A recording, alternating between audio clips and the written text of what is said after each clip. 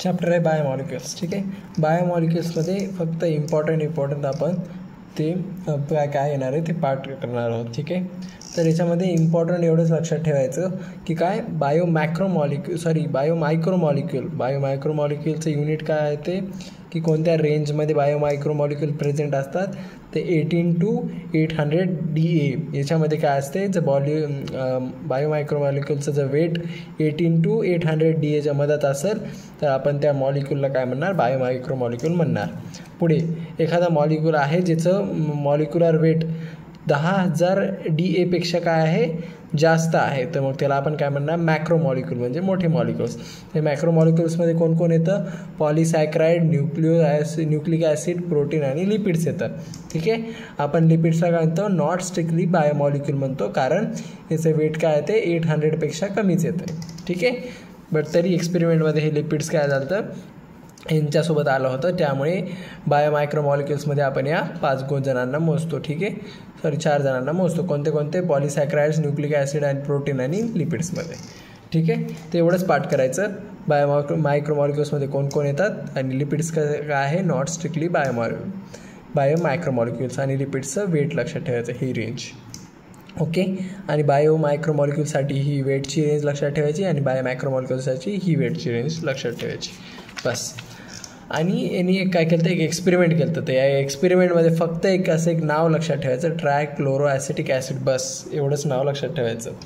ठीक आहे, बायोमॉलिक्युलच्या वेळेस मॉलिक्युल्स वेगळे करताना कोणतं केमिकल यूज केलं तर ट्रायक्लोरोॲसिटिक ॲसिड. ठीक आहे, Cl3CCOOH. ओके, बस.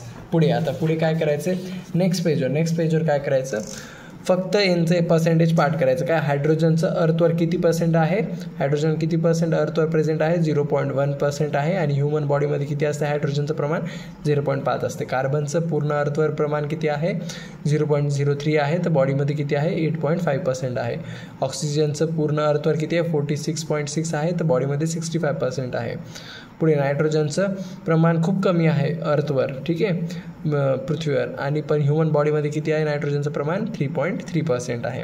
पुन्हा सल्फसचं किती आहे, 0.03 अर्थमध्ये आहे आणि बॉडीमध्ये किती आहे, 0.3 प्रेझेंट आहे. ओके, एवढेच पार्ट करायचे, एवढेच इम्पॉर्टंट आहे. पुढे याच्यानंतर हा वाला चार्ट पार्ट करायचा, खूप इम्पॉर्टंट आहे. ठीक आहे, तर हा वाला चार्ट पार्ट करून टाकायचा जशाच तसा. वॉटरचं किती पर्सेंटेज असते सेल्युलर मासमध्ये, 70 ते 90% वॉटर प्रेझेंट असतात. प्रोटीन किती असते, 10 ते 15%. न्यूक्लिक ॲसिड कसं असते, 5 ते 7%. कार्बोहायड्रेट 3%, लिपिड्स 2% आणि आयन्स 1%. खूप इम्पॉर्टंट आहे, पार्ट झालंच पाहिजे. ठीक आहे, चार्ट. पुढे मेटाबॉलाइट्स 2 प्रकारचे असतात, प्रायमरी मेटाबॉलाइट्सचे एक्झाम्पल पाठ करायचे. कोणते, sugar, amino acid, lipids, nitrogen base, हे कोण आहेत, प्रायमरी मेटाबॉलाइट्स. आणि सेकंडरी मेटाबॉलाइट्ससाठी हा चार्ट पाठ करायचा. ठीक आहे, जशाच तसा. पिगमेंट्समध्ये कोण येणार, सेकंडरी पिगमेंट्समध्ये कोणते सेकंडरी मेटाबॉलाइट्स येणार, तर ते आन्सर आहे कॅरोटिनॉइड्स आणि अँथोसायनिन. ठीक आहे, तर मग असंच पाठ करायचं. पिगमेंट्स म्हणल्यावर कोण येणार, 2 कॅरोटिनॉइड, अँथोसायनिन्स. अल्कनॉइड्स कोण येणार, मॉर्फिन आणि कोडिन येणार. टर्पेनॉइड्समध्ये कोण येणार, मोनोटर्पेन्स आणि डायटर्पेन्स. टर्पिन्स शेवटी आलं तर लक्षात घ्यायचं, टर्पेनॉइड्समध्ये येणार. इसेन्शियल ऑइल्समध्ये कोण येणार, लेमन ग्रास ऑइल येणार. टॉक्झिन म्हणजे विषारी कोण आहेत, ॲब्रिन आणि रायसिन. ठीक आहे, हे टॉक्झिनमध्ये येणार. लिथेसिनमध्ये कोण येणार, कॉन्वोकॅलिन ए. ड्रग्समध्ये विनब्लेस्टिन आणि कुर्कुमिन. ठीक आहे, आणि पॉलिमेरिक सबस्टन्समध्ये रबर, गम आणि सेल्युलोज, हे सगळे येणार. हे चार्ट पार्ट पाहिजे, इम्पॉर्टंट आहे खूप जास्त. पुढे हा चार्ट आहे, ह्या चार्टमध्ये काय लक्षात ठेवायचं, रायबोजचा फॉर्म्युला आणि रायबोजमध्ये किती नंबर ऑफ कार्बन असतात, 5. पुढे आहे ग्लुकोजचा हे मॉलिक्युलर फॉर्म्युला आणि ग्लुकोजमध्ये किती कार्बन प्रेझेंट असतात, तर 6 प्रेझेंट असतात. ठीक आहे, हे झालं. पुढे आता पॉलिसॅक्राइड म्हणजे काय, एकापेक्षा जास्त सॅक्राइड्स एकमेकांना जॉईंट असणं. ठीक आहे, एकमेकांना जॉईंट असणं, जुळून असणं, ते कंपाऊंड फॉर्म असणं, त्याला काय म्हणणार आपण, पॉलिसॅक्राइड म्हणणार. तर पॉलिसॅक्राइडमध्ये लक्षात ठेवायचं की पॉलिसॅक्राइडमध्ये एकमेकांना जे सॅक्राइड्स असतात, आता हा एक सॅक्राइड काय झालं, कंपाऊंड झाला ना, हा एक सॅक्राइडचा कंपाऊंड झाला, हे दोघं एकमेकांना बॉन्ड करून असतात. तर ते बॉन्ड कोणता असतो, ग्लायकोसिडिक बॉन्ड. तर पॉलिसॅक्राइडमध्ये कोणता बॉन्ड प्रेझेंट म्हणलं तर ग्लायकोसिडिक बॉन्ड. हे पाठ पाहिजे, एवढंच. ठीक आहे, इम्पॉर्टंट आहे, पाठ करून टाकायचं. ठीक आहे, एवढं झालं की नेक्स्ट पेज. या नेक्स्ट पेजमध्ये आपल्याला बघायचं आहे आता ओके सॉरी हां. तर नेक्स्ट पेजमध्ये आपल्याला काय बघायचं आहे, न्यूक्लिक ॲसिड. ठीक आहे, तर न्यूक्लिक ॲसिडमध्ये कोण येणार, ॲसिड इन्सॉल्युबल फ्रॅक्शन असणार. ठीक आहे, याच्यामध्ये काय पूर्ण हा चार्ट पार्ट करायचा. या चार्टमध्ये काय पार्ट करायचं, तर या चार्टमध्ये असं पार्ट करायचं की प्युरिन्स दोन प्रकारचे असतात. प्युरिन्स कोणमध्ये दोन प्रकारचे, ॲडेनिन आणि ग्वानिन, हे दोन काय आहेत, प्युरिन्स आहेत. ठीक आहे, असं पार्ट करायचं. आणि पायरिमिडिन्स किती आहेत, हे 3 असतात पॅरामिडिन्स, थायमिन, सायटोसिन आणि युरॅसिल. हे काय म्हणतो आपण, यांना पायरिमिडिन्स म्हणतो. ठीक आहे, आता काय आहे, हे झाले नायट्रोजिनस बेस झाले. ॲडेनिन, ग्वानिन, थायमिन, सायटोसिन, युरॅसिल हे काय आहेत, नायट्रोजिनस बेस आहेत. आता न्यूक्लिओसाइड म्हणल्यावर काय होणार, ॲडेनिनचं न्यूक्लिओसाइड ॲडेनोसाईन होणार, ग्वानिनचा न्यूक्लिओसाइड ग्वानोसाईन होणार, थायमिनचा न्यूक्लिओसाइड थायमॅडिन होणार, सायटोसिनचा न्यूक्लिओसाइड आहे बरं, या साईड काय होणार, सायटेडिन होणार, युरॅसिलचं न्यूक्लिओसाइड युरॅडिन होणार. ठीक आहे, पुढे आता या ॲडेनोसाईनला, या स्ट्रक्चरला जर आपण हा पीवाला म्हणजे काय फॉस्फेट ग्रुप ॲड केला तर काय बनत असतो, न्यूक्लियोटाईड बनत असतो. तर याला ॲड करून लिहून घ्या फॉस्फेट ग्रुप. ठीक आहे, फॉस्फेट ग्रुप ॲड होतो. ठीक आहे, फॉस्फेट ग्रुप ॲड होतो. कशामध्ये, न्यूक्लियोसाइडमध्ये फॉस्फेट ग्रुप ॲड होतो. काय बनतो मग, न्यूक्लियोटाईड. ठीक आहे, हे थोडं नीट लिहून पाठ करून घ्या. ठीक आहे, तर मग ॲडेनिनचं म्हणजेच काय होणार, पुन्हा हे ॲडेनोसिनमध्ये फॉस्फेट ग्रुप ॲड झाला तर काय बनतं, ॲडेलिटिक ॲसिड बनतं. गॉनोसिनमध्ये फॉस्फेट ग्रुप ॲड झाला तर काय बनतं, गॉनोलिक ॲसिड बनतं. थायमिडिनमध्ये जर फॉस्फेट ग्रुप ॲड झाला तर थायमिडायलिक ॲसिड होतं. सायटोडिनमध्ये जर फॉस्फेट ग्रुप ॲड झाला तर सायटिडायलिक ॲसिड होतं. युरॅडिनमध्ये जर फॉस्फेट ग्रुप ॲड झाला तर युरॅडायलिक ॲसिड बनतं. ठीक आहे, हे लक्षात ठेवायचं. पुढे आता हे सगळे काय आहे, DNA फीचर आहे. तर हे जसंच तसं पाठ करायचे एक ना एक पॉईंट. ठीक आहे, हे कोणी प्रपोज केलं तर मॉडेल, हे DNA मॉडेल झालं. हे कोणी प्रपोज केलं तर Watson and Crick model of BDNA असं स्टेटमेंट आहे. ठीक आहे, जर BDNA कोणतं मॉडेल कोणी प्रपोज केलं म्हणलं तर वॉटसन आणि क्रिक या 2 सायंटिस्टना. ठीक आहे, याच्यामध्ये काय दिले बघून घेऊ आपण fast. DNA exist as a double helix. म्हणजे काय, हे असे डबल रेषा असतात, डबल हेलिक्स असतात. म्हणजे इकडून एक अशी रेस जाणार, इकडून एक अशी रेस जाणार. ठीक आहे, स्पायरलला काय म्हणतो आपण, डबल हेलिक्स म्हणतो. ठीक आहे, पुढे काय लिहिलं, इन ब्रॅकेट सेकंडरी स्ट्रक्चर. ठीक आहे, काय लक्षात नाही ठेवलं तरी चालतं, हे सेकंडरी स्ट्रक्चर वर्ड. ओके, तर काय DNA काय डबल हेलिक्स आहे. two polynucleated strands are helically collide around the common axis. हे वाला पॉईंट पाठ करायचा. ठीक आहे, हे 2 पॉईंट पाठ करायचे. काय की जे पॉलिन्यूक्लियोटाइड्स आहेत दोन्ही काय आहेत, हेलिकली कोलाइड आहेत एकमेकांशी. ठीक आहे, पाठ करायचं. पुढे काय दिलं, the 2 polynucleotide strands are anti parallel. हे खूप इम्पॉर्टंट आहे. हे दोन्ही कसे स्ट्रँड्स आहेत, अँटी पॅरलर आहेत. आता सपोज काय इथे नंबर दिलेला आहे बघा, हाच नंबर असतो स्ट्रँडमध्ये. तर आता एक हेलिकल म्हणजे काय म्हणता येईल, एक जे पॉलिन्यूक्लिएटची स्ट्रँड आहे, एक जे थ्रेड आहे, स्ट्रँड आहे, आपण एका याला रेषेला काय म्हणत असतो, थ्रेडला स्ट्रँड म्हणत असतो. ठीक आहे, तर एक स्ट्रँड काय 5 पासून सुरू व्हायली, तर दुसरी स्ट्रँड कोणशी सुरू व्हायली, 3 पासून सुरू व्हायली. त्यामुळे आपण त्याला काय म्हणत असतो, अँटी पॅरलर. ओके, तर मग तेच लिहिले, run in the opposite direction of the complementary to each other. म्हणजे काय, अपोजिट डायरेक्शनमध्ये हे 5 पासून 3 कडे पळत जाणार आणि हे 3 वाला पळत 5 कडे पळत जाणार. ठीक आहे, तर सरळ एवढं लक्षात ठेवायचं, DNA कसं आहे, अँटी पॅरलर आहे. पुढे रायबोज, शुगर आणि युरॅसिल एक्झिस्ट इन RNA. म्हणजे रायबोन्यूक्लिक ॲसिड म्हणजे काय, युरॅसिल हा जो नायट्रोजिनस बेस आहे हा स्पेशली RNAमध्येच प्रेझेंट असतो. ओके, हे पाठ करायचं. पुढे काय, 2-deoxyribo sugar and thymine exist in DNA. तर हे पाठ ठेवायचं की युरॅसिल आणि रायबोस शुगर प्रेझेंट असलं तर तो RNA असेल, आणि 2-deoxyribo शुगर आणि थायमिन. ठीक आहे, थायमिन जो आहे तो एक नायट्रोजिनस बेस आपण पाहिला होता आताच. ठीक आहे, हे वरी. ठीक आहे, थायमिन. तर हे जर प्रेझेंट असेल तर तो कशात असणार आहे, DNA प्रेझेंट असणार. तर हे दोन्ही स्टेटमेंट पाठ करायचे, कशात कोण प्रेझेंट आहे. पुढे DNA आणि RNA दोन्ही काय आहेत, जेनेटिक मटेरियल म्हणून ओळखले जातात, ॲक्ट ॲज जेनेटिक मटेरियल. पाठ करायचं. Phosphate meiotic links 3 carbon of 1 sugar of 1 nucleotide to the 5 carbon of 5 sugar of the nucleotide. ठीक आहे, हे पॉईंट पाठ नाही करायचं. पुढे nitrogenous base are perpendicular to backbone and face inside. ठीक आहे, नायट्रोजिनस नायट्रोजनस बेसिस कसे असतात, परपेंडिक्युलर टू द बॅकबोन, म्हणजे बॅकबोनला कसे असतात, परपेंडिक्युलर असतात. जस्ट एक पार्ट लक्षात ठेवायचा. पुढे at each step of ascent strands turn 36 degree.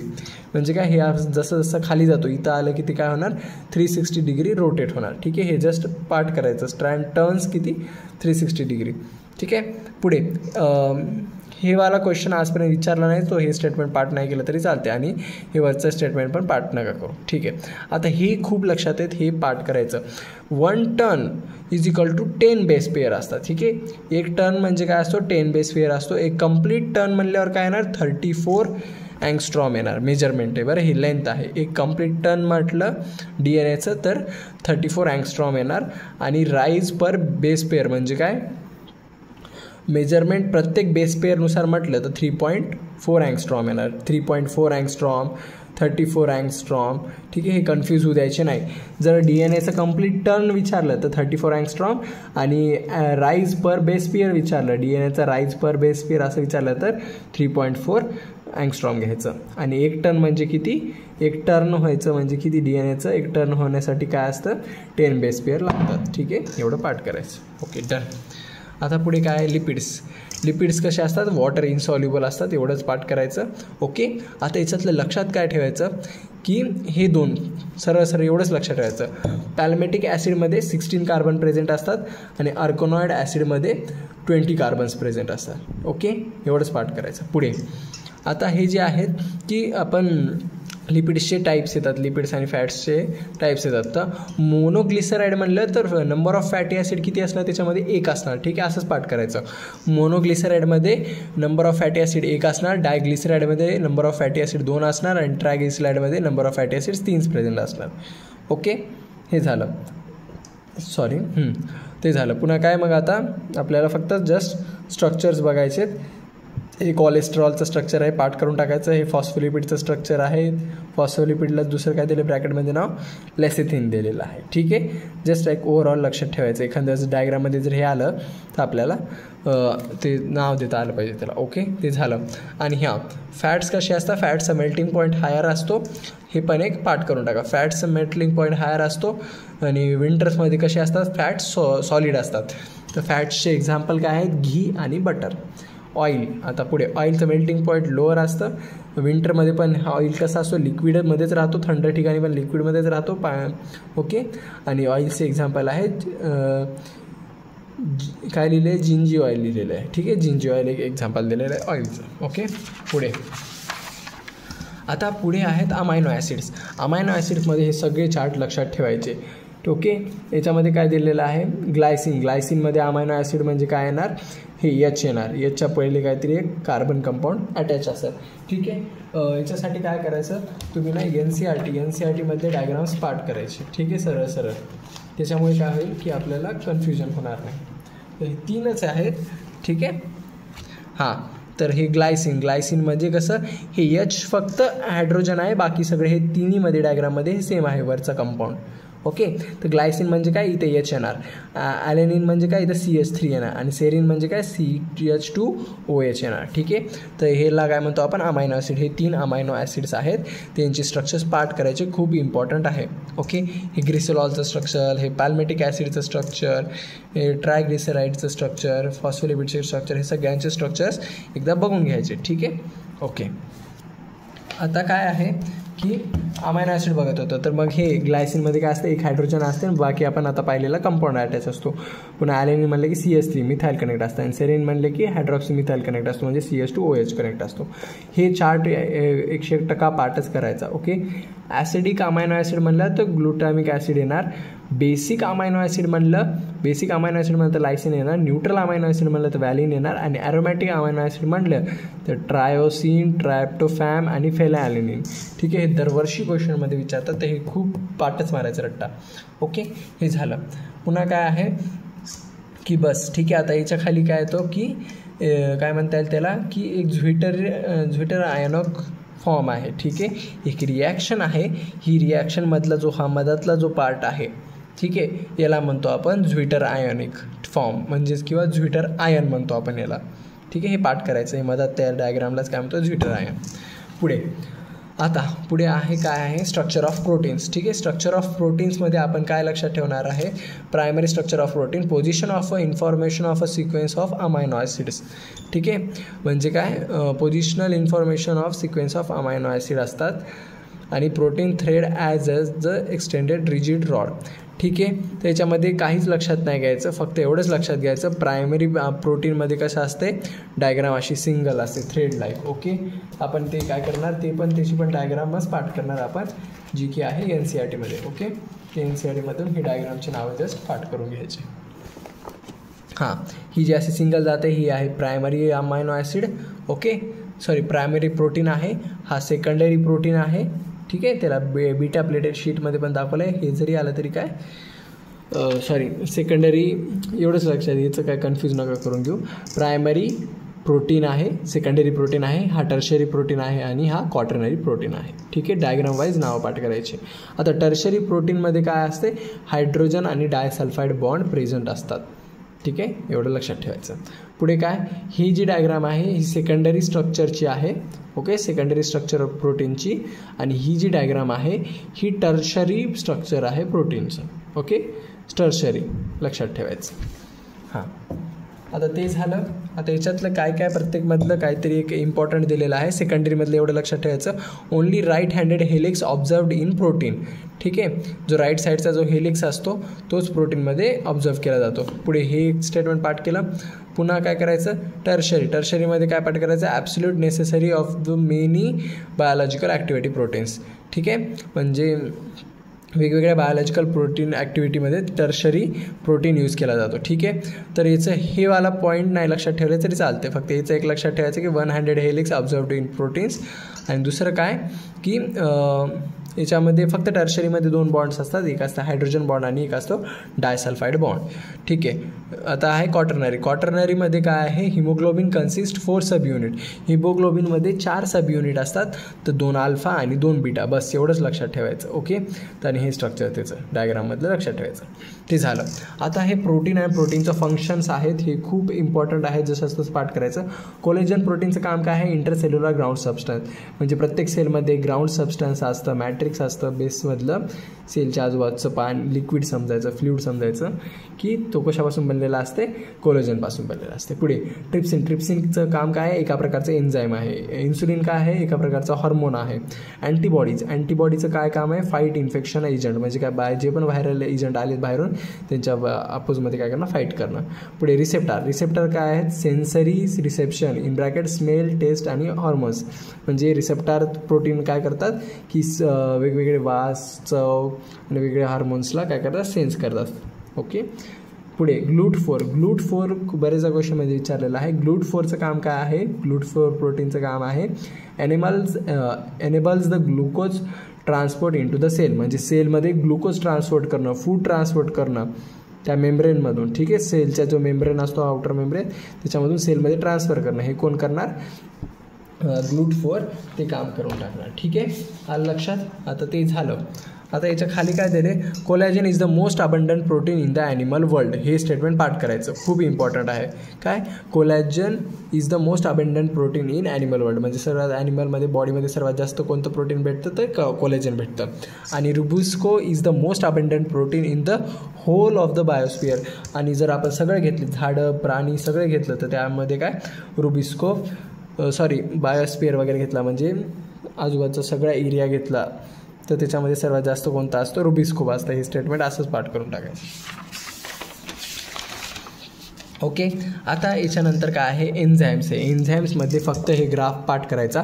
Graph पाठ करायचा म्हणजे काय, इन शॉर्टमध्ये काय की ग्राफमधले हे फक्त डायग्राम पाठ करायची. काय, हे जो वरचा कर्व असतो, हे कर्वच्या जे ॲरोच्या बाजूला हे नाव आहे, तर ते काय असणार आहे, ॲक्टिवेशन एनर्जी विदाऊट एन्झाईम, म्हणजे एन्झाईम नसतानाचा हा वरी जो बनलेला ग्राफ आहे तो तिथं दाखवलेला आहे. त्याचं नाव काय ना, ॲक्टिवेशन एनर्जी विदाऊट एन्झाईम.